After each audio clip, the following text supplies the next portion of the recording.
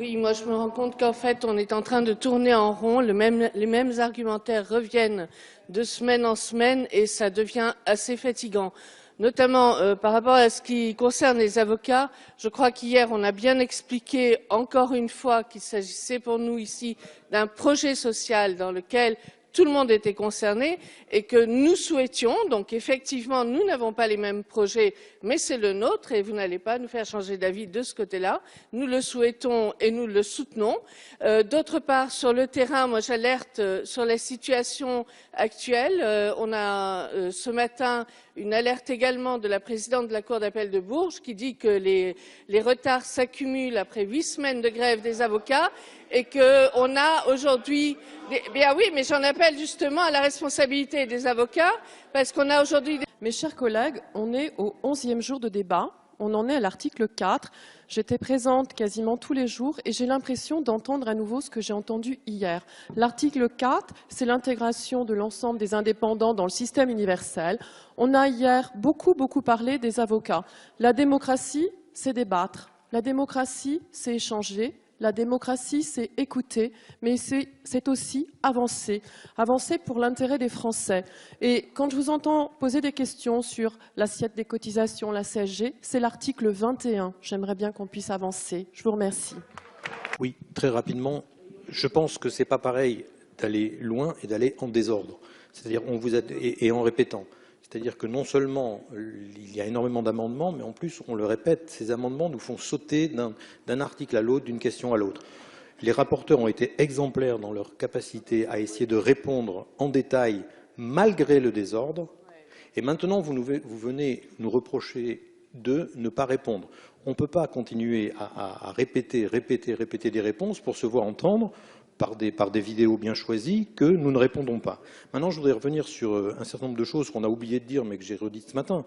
Moi, je pense qu'on ne peut pas tolérer que la petite musique, comme quoi un débat de fond s'installe dans l'hémicycle, pour moi, c'est pas tolérable. C'est pas tolérable parce qu'en fait, c'est tout simplement faux.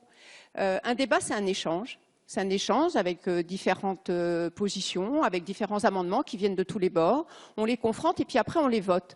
Or là, on assiste à quoi? On assiste depuis des jours et des jours à un monologue avec, à partir d'amendements de suppression, tous les sujets sont abordés, donc on répète et on répète et on répète toujours la même chose sans avancer. Parce que dans un hémicycle et quand on étudie un texte, c'est quand même avec une volonté d'avancer, de voter des amendements et petit à petit de compléter, de construire le texte à partir de nous, les députés. Or là, c'est quoi?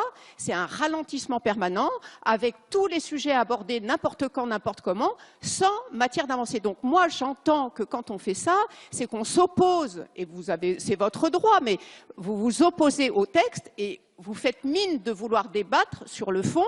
Or, vous n'avez qu'une idée en tête, c'est d'obstruer complètement. Et de toute façon, vous ne voulez pas de la réforme. Donc moi, j'en suis désolée parce que nous, à La République En Marche, dans la majorité en général, ce qu'on voudrait, c'est effectivement avancer sur chacun des articles, poser nos amendements, en débattre, les voter et améliorer le texte. Donc moi, vraiment, je suis désolée de ça. Monsieur le Président, merci. Revenir sur des questions de sémantique, parce que je crois que ça tourne en rond, effectivement, depuis quelque temps. Et la différence profonde entre débat, idée de fond et travail parlementaire, c'est un peu ça qui se joue aujourd'hui. On est législateur, qu'on ait les débats de fond sur les idées de fond. Je suis d'accord, et c'est ce qu'on fait. Mais pour autant, le débat dont on parle, c'est-à-dire celui qui consisterait à amender un texte au fil de l'eau, on ne peut pas le faire. Et vous ne pouvez pas nier ça, puisque nous passons je pense être le porte-parole un peu de ceux qui s'expriment, parfois, pas souvent, pour vous dire que non, le vrai débat et le travail parlementaire de fond, on ne peut pas l'effectuer le temps qu'on reste sur les mêmes articles avec des amendements identiques qui suscitent à chaque fois une discussion générale. Et voilà, ce sont des discussions générales à répétition et pas du travail de parlementaire à répétition. Donc voilà ce qui est dénoncé aujourd'hui. Mais moi, je n'ai pas d'avis là-dessus. Je vous dis simplement qu'il ne faut pas jouer sur les mots tout le temps. Et personne n'est fatigué ici de le faire. C'est la répétition qui est fatigante pour tout le monde. Si.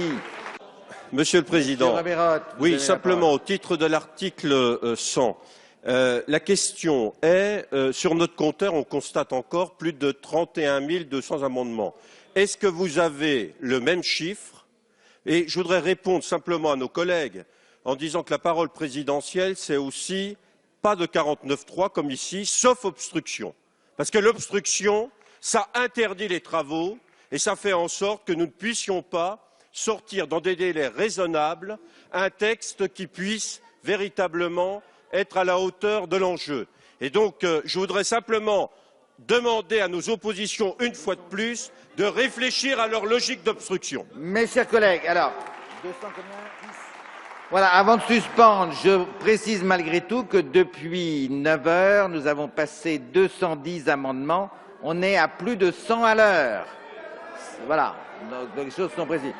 Président, un rappel au règlement sur le fondement de l'article 100 sur le bon déroulement de nos débats. Je voudrais redire à l'ensemble de nos collègues que, évidemment, le droit d'amendement est fondamental et c'est justement parce que nous respectons le droit d'amendement que nous sommes assez surpris par ce qui se passe en ce moment. Il y a une petite musique qui est en train de s'installer. Super, on fait du 100 amendements à l'heure. Et puis bientôt, on va faire du 150 amendements à l'heure. Comme si c'était la qualité de notre débat qui en dépendait. Eh bien, nous croyons le contraire. Parce que quand on fait 100 amendements de l'heure, ça veut dire qu'on ne les discute pas, au contraire. Qu'il n'y a pas de discussion sur le fond et que ce sont des amendements, point virgule, des amendements sur la forme. Nous préférons, nous, voir moins d'amendements, mais sur le fond, et qui permettent le débat, et qui permettent l'échange, qui permettent d'améliorer la loi, qui permettent de... C'est ça notre rôle, et ça n'est pas de battre un record en se disant « Super, on est en train de faire du 150 amendements dans l'ordre ». Et je voudrais, juste pour terminer, je pense que, évidemment, le droit d'amendement est fondamental, et c'est votre droit, et nous le respectons, mais tout irait mieux si on supprimait les 30 000 amendements qui ne servent à rien et qui sont des amendements dilatoires pour se concentrer sur les 2 000 ou 3 000 amendements qui sont des amendements Monsieur le Président Vigier. Sur la base 58, fait personnel, je refuse qu'on dise qu'il est cocasse et qu'on moque le Parlement dans son rôle de ratification des ordonnances. Voilà. Le Parlement va travailler sur la ratification de ces ordonnances. Ce ne sont pas des décrets. Et notre collègue a expliqué que c'était des éléments très techniques. Voilà, le fait personnel établi. Hein. Pourquoi on se moque de moi? On se moque de ma fonction. Un rappel au titre de l'article 100. Pourriez-vous nous donner, parce que vous ne l'avez pas fait tout à l'heure, le nombre d'amendements qu'il reste aujourd'hui à examiner, nous préciser si dans l'heure qui vient de se passer, nous n'avons vu effectivement, le vote vient d'intervenir, que 17 amendements, et s'il nous resterait 183 jours de débat pour arriver au bout du texte. Parce que moi, je suggère à nos oppositions d'enlever tous les amendements en doublon, voire triplon, pour que nous puissions enfin avancer. Alors, mon cher collègue, pour ce qui est du nombre d'amendements restants, je vous en fais pas grief, parce que moi aussi, j'ai parfois des soucis avec la lecture de la tablette. C'est marqué sur la tablette. C'est marqué en rouge. Vous avez quelque chose là, et là il en reste 31 211. C'est accessible à tout le monde, il n'y a pas besoin de le demander. C'est accessible. Merci Monsieur le Président. Donc nous sommes en un amendement de suppression de l'alinéa 5 qui est une phrase générale. Je tiens d'abord à souligner la créativité de nos oppositions, en particulier celle de gauche, puisqu'on a un coup supprimé l'alinéa 5, supprimé l'alinéa 6, supprimé l'alinéa 7, mais on a aussi supprimé l'alinéa 5 et 6, 5, 6 et 7, 5 à 8, donc des combinaisons sans fin qui sont assez intéressantes. Cela dit, vous ne les avez pas toutes explorées, et en 2006, il y avait, avec la privatisation de GDF, 130 000 amendements d'obstruction délibérés, assumés comme vous, juste pour bloquer le texte. Et ce qu'il vous faut, mes chers collègues, et assumez-le, vous êtes là pour vous opposer, vous utilisez des outils. Je déplore pour la démocratie que vous utilisiez l'obstruction parlementaire, mais c'est précisément ce que vous faites. Et si nous revenons sur 2006, au bout d'à peu près 10-12 jours, là nous en sommes, une fois que le président Debré avait écrit aux présidents de groupes d'opposition qu'ils étaient en train de remettre en question la démocratie parlementaire, une fois que les Français avaient compris le message, mais au final n'y avaient pas adhéré. Cette obstruction, ce n'est pas ce qu'ils attendaient des parlementaires. Enfin, une fois que les Français voulaient qu'on ait le débat sur le fond, les groupes d'opposition de gauche, Parti socialiste et communiste, ont accepté de défendre les amendements par centaines pour pouvoir aller au bout du texte, pour ne pas avoir le 49.3. Et cela s'est fait en moins de 3 semaines. C'est donc tout à fait possible, cela dépend uniquement de vous, et je vous invite à vous comporter de la même manière, par responsabilité vis-à-vis des Français. Oui, comme vous, chers collègues, j'ai eu le bonheur d'assister à la commission intégralement, 75 heures. On siège depuis la semaine dernière. Bon, objectivement, on n'avance pas normalement sur ce texte. Moi, je comprends que l'on puisse avoir des droits d'amendement, c'est tout à fait légitime. Et vous remarquerez que souvent mes interventions, elles sont sur le fond, elles ne sont pas sur la forme. J'essaie d'éviter.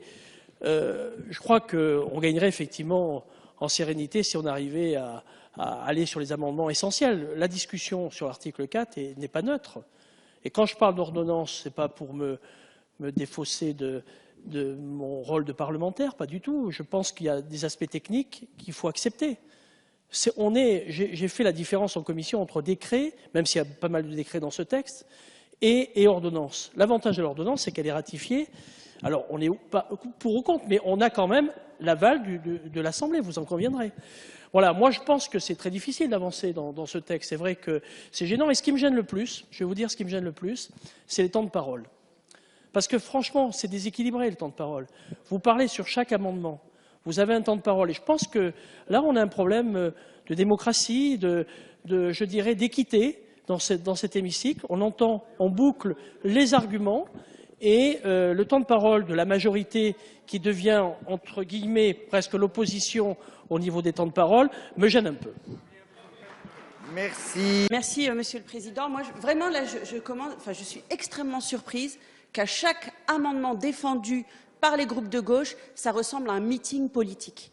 On n'est pas dans un meeting politique. On est en train d'étudier un projet de loi retraite qui va toucher des millions de Françaises et de Français. Alors, vous contestez l'obstruction, vous contestez le fait que vous transformiez cette Assemblée en meeting politique. Pouvez-vous m'expliquer pourquoi, Madame Autain, votre amendement 13 578 parle de supprimer l'alinéa 6, le 13 579 de Monsieur Bernalicis parle de supprimer l'alinéa 6. Monsieur Coquerel, le 13 580, parle de supprimer l'alinéa 6. Monsieur Corbière, le 13 581, parle de supprimer l'alinéa 6, et ainsi de suite sur tous les membres de votre groupe. Donc c'est inadmissible. L'obstruction, elle est là. Nous voulons débattre, nous sommes là, nous sommes patients, nous ne souffrons pas, Monsieur Villefranc, nous ne souffrons pas du débat, mais nous aimerions enfin y arriver, et vous nous empêchez d'arriver au débat de fond.